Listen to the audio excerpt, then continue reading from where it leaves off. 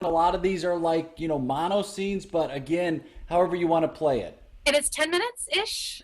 Yeah, I'll look for an out around 10 minutes in, and then I like to figure out, like ask you, hey, how'd you get into improv? And I don't do a ton of, like, so when you made that move, like, I don't really dig that as much, but I really Like, I like don't to. know. Yeah. What were you thinking? Did you go A to C with that I suggestion? really did. It was an analogous. And then yeah, and that's it. I love it. Thank Yeah. you. I don't know. Any questions? I don't think so. Anything not to do? No. Whatever you want to do. Whatever you want. We are live now, my friend. Hi, everybody. We've got, oh wow, we got 36 suggestions. So pick a number Oh, 1 to 36. I'm going to go five because I'm the fifth kid in my family. So it's always my Wh- lucky number. how many in your family? How many kids? Five kids total. I'm the Wow. youngest. Seven people in Uh, the family. Five kids, mom and dad. I'm the youngest as well, Oh, so yeah. huh? Got away with murder. For sure. This comes to us from my buddy Mark, who's in the UK, and the suggestion is Ooh, hi, Mark. checkers in the park. Awesome. I love Thanks, it. Mark. Oh, oh, oh. All right, Carl. Yeah. I hope you brought your salve. Oh, yeah. You're gonna get burned, Carl. I got it right here in my fanny pack. Let me get it. I'm gonna set up the board this time, okay? All right. I thought you asked me if I was having my salve because I was going to get burned by some of your put downs during our game. Oh yeah, that's Right there. mostly what I meant, but I'm also concerned because I know you had your mole lanced. Yeah, it was both painful and liberating at the same time. You didn't need that mole. You didn't need it, just like the factory didn't need you. Right? Right. Hey, Stan, thank you. Hey, Thank you for saying that. Carl, look, the park is a family, all right? We come here because we need each other, and we can't be confined in cages and factories on assembly lines. We're men. Yeah. We got heart. Yeah. Yeah, we can't be contained at all. I feel it. I'm like a bird that's been set free, but I still remember my way home like a homing pigeon bird, you know? Yeah, that makes complete sense. Or like one of those birds that's got that little metal thing on its ankle who's like, I'm free, but I also know that if I get caught, they're going to send me back to Marjorie. Yeah. They're going to send me back to her. How is she? Thanks for asking. How is she? The goiter's getting bigger. I'm It's sorry, I heard. I'm so sorry. I was down at McDonald's on 49 and I overheard some of the fellas talking about it and gosh, I'm awfully sorry, Stan. I'm awfully sorry. The kids are saying iodized salt's the way to go. Iodine and the salt they do now. Who knew? That's what's gonna help? Iodine in the salt. She looks like she's got a bagel around her neck. Oh, bless her. She'll be okay. She's doing the shots. Ugh. Is she? I mean, we just get older and things just either fall apart or come on. Yeah. They come on, they get bigger, or they get Bigger. too small. Yeah. Ah. Stan, it makes you thankful for what you got, right? I don't want to be a mushy guy because I don't want to be the guy who's got grits inside. I want to be hard like a Yeah. man. I was in the Yeah. war, Yep. but I really appreciate these times. You'll make me cry. No, no, man. Hey, if you need to, hey, man, I've seen a man cry. I've held the man's severed hand, and I've also seen a man cry. That's the war, all right? This is a safe space. We're family in the park, all right? Forget therapists. We don't need to pay for some bozo on 34th to tell us our mom didn't love us enough, all right? Our moms loved us enough. Our moms were made of dirt and coal and blood of America. And They raised they raised a family on a nickel a week. a nickel. My mother dug up the potato she planted while it was still frozen, and we had a little nugget this big, and we split it up, and we were thankful, and that was Thanksgiving. I remember when we would have it, it's like you were thankful for the water that the soup was, and then you had the surprise of a little nugget of a potato. I mean, that Oh, you're right. That was Christmas. Christmas. Sometimes you get one of those little packets of ketchup from the drive-throughs, Yes. and they put that in the water and forget about it. You were living like kings. Nowadays, it's like people don't appreciate it. They've got too Uh, much. Everything's disposable. so, Everything's thrown away. I heard there's plastic inside of everything we eat. I heard there's little pellets from bath bombs inside the Yeah, meats. You know what? I'm probably 35% plastic. yeah, yeah, I'll, yeah, I'll yeah, live longer. I'm probably buoyant. yeah, yeah, yeah. I set up the. You've always been a water guy too. You've Oh, well, always that's been a the water. Navy. That's the war. That's what happens. I'm born on the sea. What do you think would happen? There's a war that broke out today. Do you think it would be all right? Do you think there'd be people? And I mean, I signed up, no questions asked. My Oh, country needed me, and I signed up that day. we didn't wait for a letter back then. We were Man. first in line like it was a concert of Elvis Costello. Oh My yes. son likes that guy. He's. You know what? I got to be honest with you. He's the best Elvis. Don't Yeah, tell anybody. That is Elvis Costello. That's my top Elvis. the top. But you know what? He could come sing for us while we're there defending our country with the rest of the boys and ladies. And I don't care who else wants to pick up and serve. I don't care who wants to be there next to me. If they're willing to take a bullet for me, eh, you bring everybody out. Pink hair, I don't care. The more the merrier. That's what I say. Yeah. The more the merrier. I'm ready to serve. You know what? I still got my knuckles of steel. I still know all my knots. I can still throw an anchor overboard and save a man's life. And I can play a mean game while I'm killing time on the deck.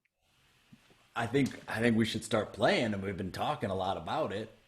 Hey, this game is just like war. There's only going to be one winner and one loser, but we're both going to be wiser. Wow. Wow. Hey, man. Wow, that is. Stan, I'm going to cry. That's deep. Again, you can cry. I'm not a 34th Street therapist. You can have hearts of grits and mush. This is a safe place. We're a family in the park. Yeah. I look forward to this game. I missed you. I know I shouldn't. You know what? I'm going to say it. I missed you. I missed you. Hey, it wasn't that bad of a broken hip. I bounced back. I know it seemed like I was in there for a while. You were there a long time. I missed you too. Eh, Thank you. thank you. Not the same. It's just not. It wasn't the same. I still came out to the park. You know that? I was hoping you would. You know, I could see just a bit of the tree line from my window in the rehab facility when I was doing my hip flexor workouts with the bands. I could just make out the trees, and I knew you were there. I knew. I had to do that hip flexor once. They put those stretch bands on you. Stretch bands, that's like rubber that they would use to tie down the U-boats. Yeah, strong. You didn't think it's strong, but it's very strong and sturdy. Very. And you're struggling, and yeah. It hurts But you know thinking what? about it. You get stronger when you fight the resistance. Yeah? Hey, it's okay. We're family in the park. We're family. It's okay. I'm no 34th Street therapist. You let it out. It's so deep. That's so like. Carl, I don't come here for the game. What? I don't even know. I'm just moving stuff on this board. Yeah. I'm here for you. For this. Yeah. For us. You know, I don't tell you this very often, but that guy's severed hand I was holding in the war, that was my brother's hand. He didn't What? make it. Oh God. But you know, you're my brother now. I'm gonna make it. There's nothing wrong with me. I'm just. Yeah, you're gonna make it. I'm gonna make it. You're gonna make it. You're gonna be a very old man dying in your bed with all your grandkids and your wives and your peoples, and everybody's gonna be there, and it's gonna be expensive and stupid. All the wives are gonna show up. My first wife, my second wife, my third. They're all gonna be there. All of you little louse, your little card. Ugh. I didn't tell you. I've been seeing somebody. Way to bury the lead here. Come on, extra. Read all about it, Buck.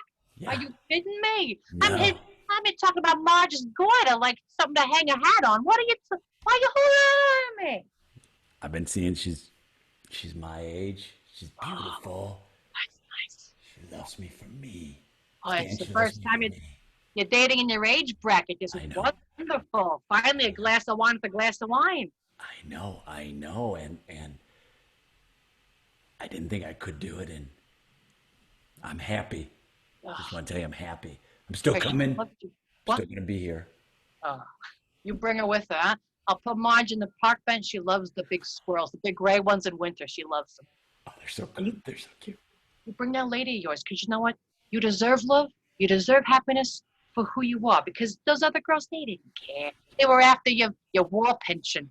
Okay, all right. You let it out. I'm no 34th Street therapist. You let it out. I'm not charging you by the tier. Huh? The park is a family. This is a big space. Thank you. Ah, oh, you just won the whole game in one move. Scene. Ah. Oh hell yeah. I don't know how to play the game at all, so I was like, I'm just gonna not play it. I I started playing chess with my son. He's 7. Wow. I feel like And little kids are actually almost better because they're just like moving with abandon and they can oh, plan ahead. you the kids are so in the moment, they don't care about anything else. So when they're playing a game, they're like they want to keep playing it till they win. Like they want to Right. understand how it works. And I don't I play to like I play to win. I don't want him to like get a cheap victory, but he is he is like a month from beating me. I'm not kidding. Oh my gosh. He's seeing, and I'm like, "Why'd you make that move?" He goes, "Oh, because you would have taken my pawn if I did." Like he understands it. It's And crazy. he He's so knows you good. so well. He's like, I know your brain. Oh, it's Yeah. so great. I played He's with my like, dad and my brothers growing up, but I've forgotten almost everything. It's like that in card games. I'll learn it for the night, and then the next morning I'm like, what game? Have you ever played Settlers of Catan? Yes, yes, I have. My God, I Well, my neighbor was like, "You got to play this," and the instructions were longer than the game. I yeah, couldn't. It was such a long. I thought that was the game, was how to play the game. It was very yeah. long and complicated. A lot of talking, and I admitted I was like, and then they'd explain the whole thing, and I go like, so what's the hay? I have to collect hay for some. What's the barley? I'm Yeah, playing barley. yeah, Yeah, yeah, yeah. rough. It's rough, and it's dense, and it's not very action packed. Remember, like, is anyone yell like "Catan" at some point or something? No, we just play until the board's full of stuff. And then all of a sudden, someone's like, "I won," and you're like, "Wait, what? Oh, How?" All right. yeah, I have all your cows. Oh, okay, all right, well, cool. Uh, how did you get into improv? How did you get started? Oh my gosh. Well, I'm from Orlando, Florida, and it's the land of entertainment. So if you're there, you're either performing or you're working behind the scenes of the theme park world. So I was Yeah. doing like Disney stuff as a young kid. I was a dancer as a young kid. And in high school, around 14 years old in 1991, aged myself, my buddy Matt Young was like, you got to come and do this improv with me and my friend Wayne Brady. So I was like, Wow. okay. So we showed up, we just kind of jammed on some Monday nights. And then I joined SAC Theater. Wayne Brady was my first improv teacher. I took improv at night and sold popcorn to paper classes and No. vacuumed at the theater. And then by the time I turned 16, I was performing on stage. So instead of going to prom at night, I did an improv show. Instead of graduation, I rushed home and did Gypsy at the musical theater and then SAC Theater late that night. And I just started doing improv in the early 90s. And then I worked for Disney in 95 doing the Comedy Warehouse, which was Okay. like a Who's Line kind of show. And Yep. just, I've been doing it literally for a living ever since, which is so amazing. I That's mean, and you've seen, so I mean, you know the how it's changed and how it's become so, right? It's back then wasn't like there was. I don't even. Could you imagine it being a career back then? Oh, Right? I mean, just having the ample places like this to perform Yeah. and everywhere you go. I mean, I remember trying to explain it to people back then. Yes. Like, Yes. unless you said who's lying, people just their minds were blown. They were so confused. It was such a magic trick, or they were just like, "Oh, so you're a hobo?" Okay, they just didn't get it, and they're like, "Oh, it's one of your theater things, cool." But yeah, and I remember my dad being so worried because my dad's military and like a scientist, and he was so worried. He's like, "Oh, great, you're gonna be a comedian." Like, oh, you're gonna make it up. Cool. And I've been so lucky. It's taken me all over the world. I lived in Italy doing improv for Disney. I got to go to England, like Mark in the UK. all over, teaching and performing all over the world. And it changed how I walk through life too. I did ballet for 20 years, believe it or not. And I was really shy and awkward, and I would always tell jokes, but I would be really afraid to say it out loud. And it just changed how I agree to the people around me and how I feel about myself completely. It's like I feel like we weren't class clowns, but we were next to the class clowns and either like whispering it or thinking Yeah, it, but never brave enough to say it. exactly. Just be like, wow, he's got so much confidence. Or you'd like, yes, and him after he made the first joke. Yes, yeah. Like, yeah, what he said. We're all in this together. He's And just a you cool so one. and you're like you are someone also who just is always it's great you're always working and you're hustling a ton but you're always working and you're using those skills and like you're a huge character improviser like you are all about the characters and Uh, instantly. Thank you. Well, I was so honored to be a part of Mad TV, where that blessing and sometimes curse became a blessing again, because it's a curse sometimes. Like when I always take classes. I keep always taking classes because I feel like that's so important, as Yeah. improv is a constantly evolving thing. And right now, or technically some places, characters aren't great. They want you to do the game. They want you to stay, closer to Oh, home. And also when I audition more in theater and TV now, they're like, bring it down, be more real. And I'm like, this is me being real. Like, I got a cartoon face. I worked for Nickelodeon and Disney my whole life. And I remember one of the auditions at WB, she held up my resume and read it off as if it was a cut down. She was like, a little less Mad TV, a little no, less Disney Channel. And I was like, no. why are you using my best parts of me as cut down? You know But what's funny too is she held that resume up for everyone else who auditioned. It was your yeah, resume. it was like an example of what not to do. But yeah, so I was so lucky to on Mad TV I got to play, because at the time when I did Mad TV I was about 300 pounds. So they really let me play outside of the box of just being a female too. I got to play males. I had beards and wigs, and I played Celine Dion's husband. I played an Oompa Loompa. I played Michael Kors. I played Dr. Phil. I got to play all these different characters Wow. because I didn't have to look pretty. I wasn't worried about looking terrible. I don't Yeah. think any of the girls that are in the character world are, but it was such a gift to be like, have at it, use me as you need me, and really fun. And I enjoy playing dudes or people who don't identify even more than a girl, because I feel like it's limitless then. And I'm not worried about looking ugly. Well, I read a quote by Gilda Radner who said, look ugly on stage, look pretty at the party after." Oh yeah, exactly. I would always love that, because I would like show up at a rap party as after Mad TV in my little dress, but no one knew who I was. And I don't ever get recognized from Mad TV because I never looked like this ever. So Do some of you my best roles, I never looked like me. do you find it if you were to do a show, a comedy like an improv show, and they said this whole show you're going to play yourself, would you find that? I mean, I guess now maybe not, but was there a time in your life where you would think that was more uncomfortable than playing a character? It still is. I'm trying to make my demo reel right now because I'm just sitting around in the apocalypse doing nothing. Yes. And so I'm looking at it and I'm like, God, the last show I was on, or second to last show that I was on for Disney Channel, I played the next door neighbor. And I kept like being a little, watching how the kids played versus me. The kid would be like, hi, I'm home from school. I'm like, who are you? Like, I couldn't just be normal. And I love it's my weird, like my mask. It's my Oh, self-defense. Like I'm hiding behind 1 degree. And I'm so bummed. Like, why can't I just be like, oh, welcome home? I have to be like, oh, you're home, man. Like, it's just so frustrating. And, but in my theme park, yeah. musical theater world, I'm playing it so small. And then when I see it, when I'm trying to edit my demo reel, I'm like, oh my God, calm down, you cartoon face.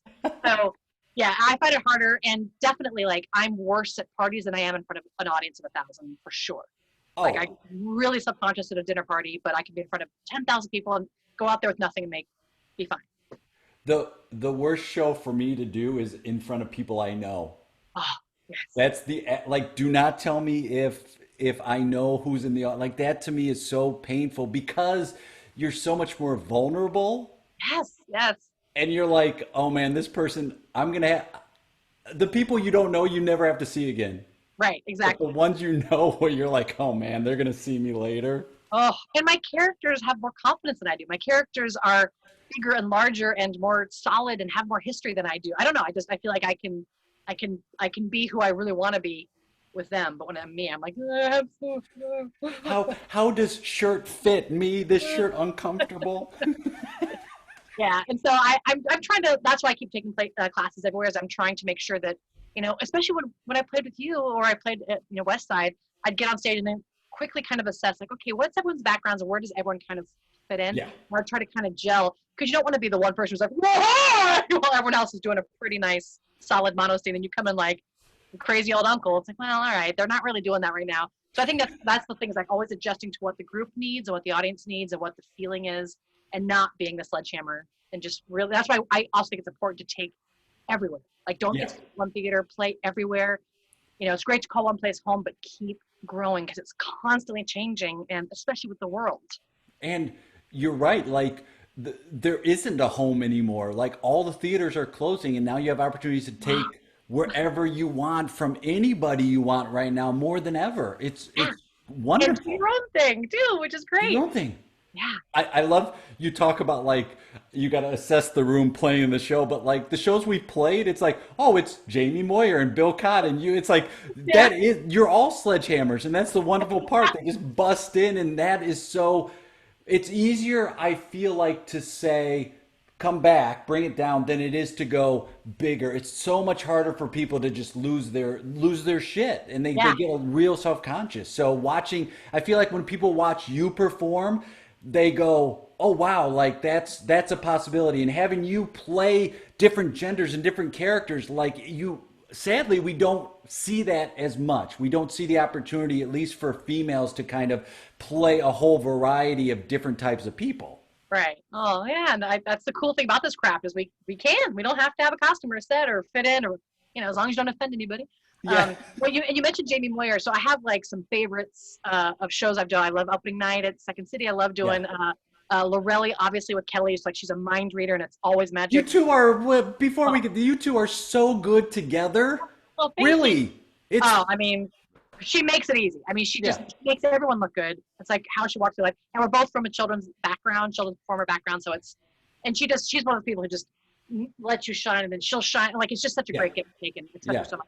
But I got to do a fun show that I put together called The Waiting Room because Jaime Moyer and Julie Brister and Bayne Gibby and Zabeth Yeah. Russell and all this Celeste Pechous, all these amazing girls Yes. and all got together and we're like, why do we only see each other in audition waiting rooms, auditioning against each other, but we never got to play together. And Wow. every team we'd go to, they always separate us. Maybe one or two of us would play, but in no world could we all ever play together because we were all the same type for a Right. while there. We all kind of looked alike. And so we're like, let's do a show that's the joke is we're all the same type. Like there's no variety. We're all the same woman from the exact same age range, but we'll show you how different we really are. Even though we're all like big, Yeah. broad performers, like we all have such nuanced differences, and it was so fun to be able to play that way. Because Jamie and I are so different. There's a similarity, but we're so different. I love playing it there. So it's like showing like type isn't what is. It's not who you are. And Body type and age is not who you yes. are. And don't how many improv groups have you looked at and you're like, they've got four of the same kind of dudes. Don't Yeah, tell me we can't be the same. Like there are four. one chick. You're like, yeah. Yeah, so it's like, yeah, like we can all, because we never played women when Yeah. we would never play women, or there'd be a couple of us playing women, and like it would just we'd play anything, and we weren't stuck playing wives. It was just so great, and I mean, obviously it's so different now in general, but yeah, I love that group. I love playing with Jamie. Oh, And it just sounds freeing, where it's like you can really do anything and people have your back.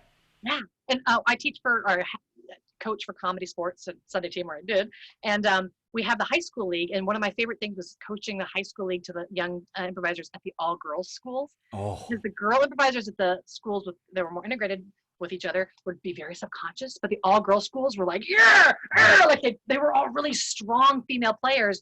And they were just really gutsy because no one was be like, oh my God, he's looking. Like no one yeah. felt subconscious. They all just played like improvisers, not as women improvisers. They were just improvisers. Fearless. Oh, cool.